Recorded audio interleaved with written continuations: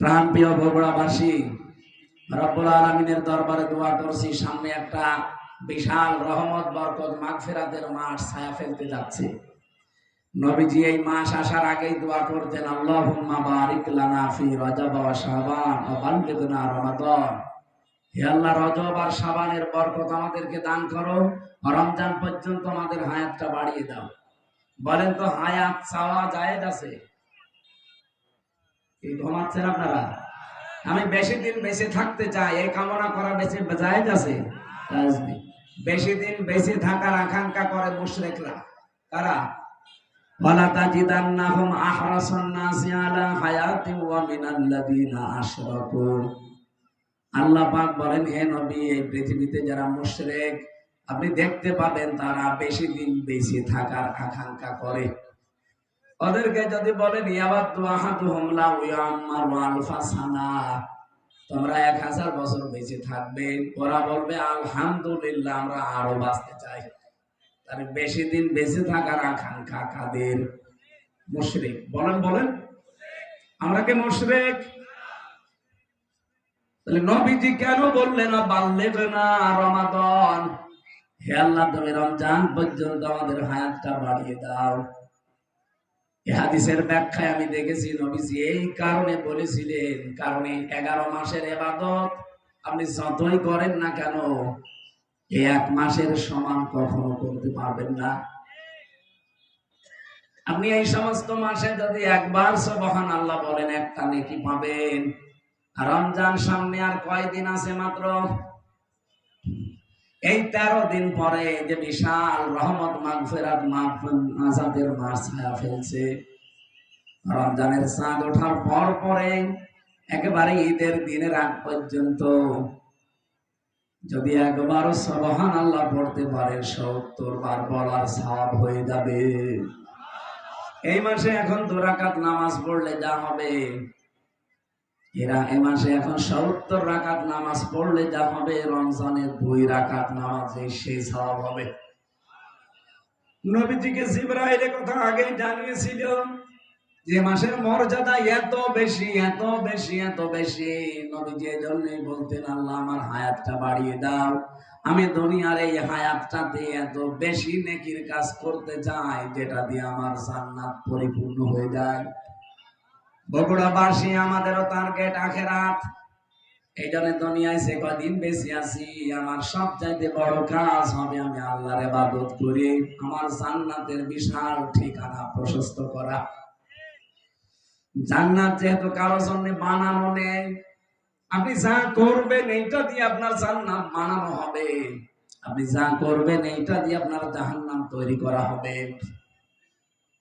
রব্বুল আলামিন জানিয়েছেন, লাহা সাবাতু আবওয়াব লিকুল্লি বাবিম মিনহুম জুজউম মাকসুম।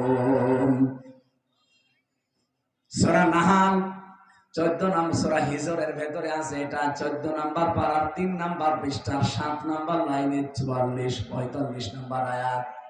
হে নবী, জাহান্নামের দরজা কিন্তু 7টা। দুনিয়াতে যে যে ধরনের অপরাধ করবে আল্লাহ তাকে ওই দরজা দিয়ে প্রবেশ করাবে।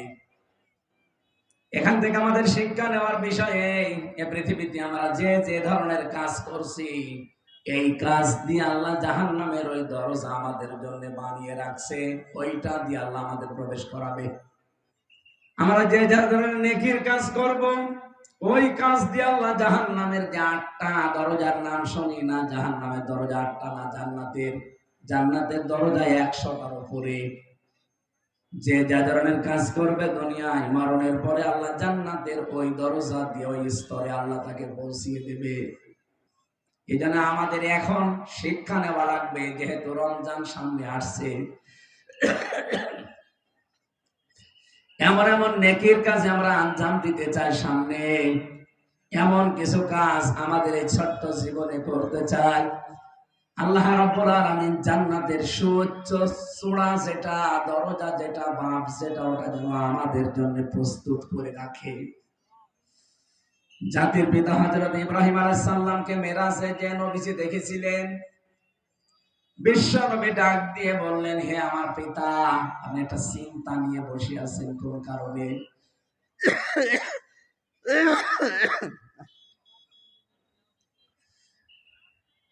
আমাদের জাতির পিতা যিনি হযরত ইব্রাহিম আলাইহিস সালাম, এটা আমার আল্লাহর বানানো, আর আমাদের বানানো যেটা, এটা তো এখন ভেঙে চুরে শেষ।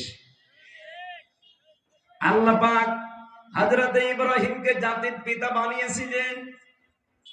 তিনি নবী মুহাম্মদ রাসূলুল্লাহকে ডাক দিয়ে বললেন, হে আমার সন্তান, আমি যে বসে আছি কেন জানো? এই যে জান্নাত দেখতে পাচ্ছ, এই জান্নাতটা ফেরেশতারা বানাচ্ছিল। কেউ 2 তলা 3 তলা 4 তলা বানিয়ে বসে আছে আর কাজ করে না। এই জান্নাতটা যার জন্য বানাচ্ছিল, ওই লোকটা আগে ভালো ভালো কাজের আঞ্জাম দিত, নেকির কাজ করত। এই জন্য ফেরেশতাদের হাতে ইট বালি খোয়া এগুলো আসতো, ও জান্নাত বানাতেই থাকতো। কিন্তু লোকটা এখন ভালো কাজ করা ছেড়ে দিয়েছে, এই জন্য ফেরেশতাদের হাতে আর ইটও আসে না, বালিও আসে না।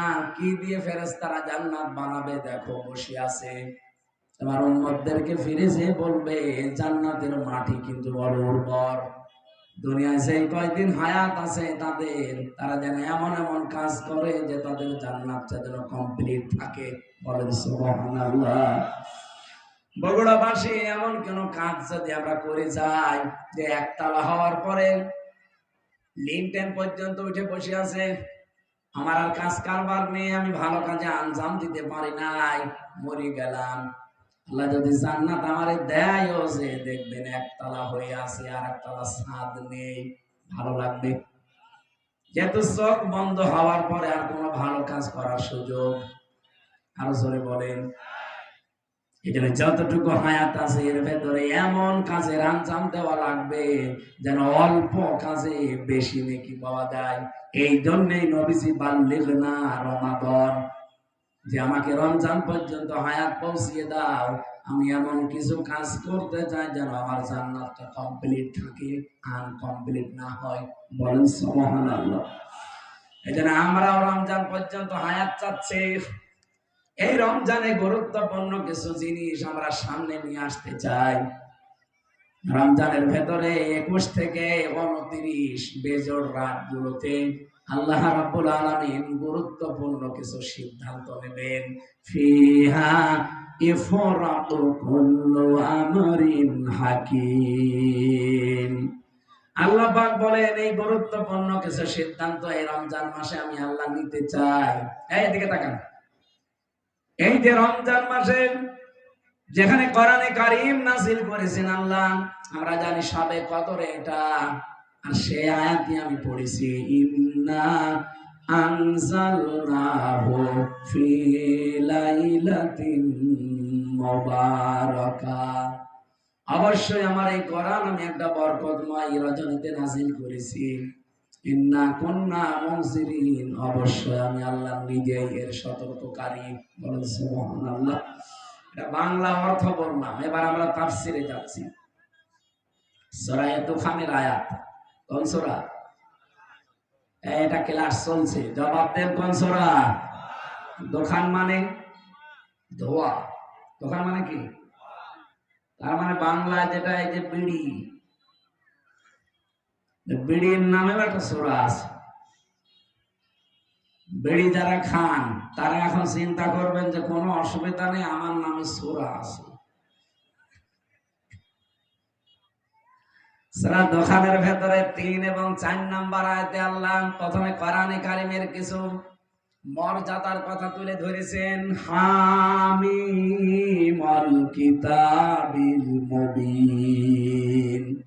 হামিম এটা নবীজির নাম, কোন কোন তাফসীরে আছে। ওয়াল কিতাবিল মুবিন, স্পষ্ট কিতাব, এর কসম আল্লাহ দিয়ে জানিয়েছেন, ইন্না আনজালনাহু, অবশ্যই আমি আল্লাহ এটা নাযিল করেছি। তাহলে এটা নাযিল কর্তাকে, আরো জোরে বলে। কোরআনে কারীমের 6666টি আয়াত এটা প্রসিদ্ধ, 6236টি আয়াত এটা বিশুদ্ধ। দুইটাই ঠিক আছে। এই যে 6666টি আয়াত, এটা দুনিয়ায় তৈরি হয়েছে। আপনারা ঘুমাচ্ছে, এটা দুনিয়ায় তৈরি হয়েছে। আল্লাহ বলেন আমি নাজিল করেছি, তার মানে নাজিল হয় কোথা থেকে? উপর থেকে। এই যে লোহা দেখতে পান, এই লোহাও কিন্তু দুনিয়ায় তৈরি হয়নি, লোহাও আল্লাহ নাজিল করেছেন। আমাদের ভেতরে যেটা নড়াচড়া করছে এর নাম রুহু। এর নাম কি? এর রুহু তৈরি হয়েছে কোথায়? জগতে। এই দুনিয়াতে রুহ তৈরি হয় না। এই পৃথিবীর যা যা এখানে তৈরি হয় তার খাবারও এখানে আল্লাহ উৎপাদন করে দিয়েছেন।